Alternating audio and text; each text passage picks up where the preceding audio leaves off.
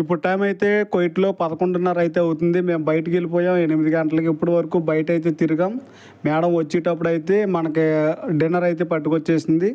Burger boutique నుండి అయితే మనకు బర్గర్ అయితే తీసుకొచ్చేసింది. ఈ బర్గర్లు చూసారా, ఇవి పొటాటో బర్గర్స్. ఇవి చాలా టేస్ట్గా అయితే ఉంటాయి.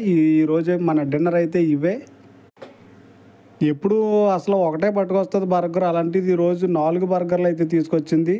టేస్ట్ అయితే కువైట్లో బర్గర్ తింటే చాలా చాలా అయితే బాగుంటాయి.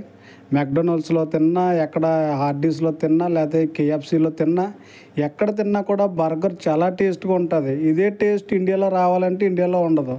నేను ఒకసారి ఇండియా వెళ్ళినప్పుడు ఇండియాలో కూడా ట్రై చేశాను బర్గర్లో, కానీ కువైట్లో ఉన్నంత టేస్ట్ మన ఇండియాలో అయితే ఉండవు. బర్గర్లు అయితే కువైట్లో చాలా చాలా టేస్ట్గా అయితే ఉంటాయి.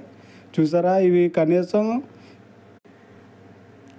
ఈ బర్గర్లు కనీసం ఒక 5 దినార్లు అయినా పే చేసి ఉంటుంది మా మేడం. ఆ 5 దినార్లు నాకు ఇస్తే మనం ఒక దినార్ పెట్టుకుంటే మన ఇండియా రెస్టారెంట్కి వెళ్ళి మంచి చక్కగా బిర్యానీ తినొచ్చు. కానీ ఈరోజు బర్గర్లు అయితే మేడం తీసుకొచ్చేసింది. వీళ్ళకి 5 దినార్లు అంటే పెద్ద పని ఏం కాదు, జస్ట్ కార్డు పెట్టేస్తారో తీసుకొచ్చేస్తారు.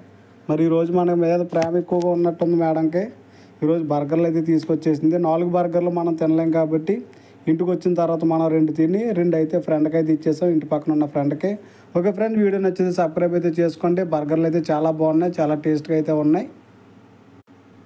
చాలామంది సబ్స్క్రైబ్ చేసుకోకుండానే చూస్తున్నారు మన వీడియోలు. సబ్స్క్రైబ్ అయితే చేసుకోండి. పొటాటో ఫ్రైస్ కూడా టేస్ట్ చేసాను, చాలా బాగున్నాయి.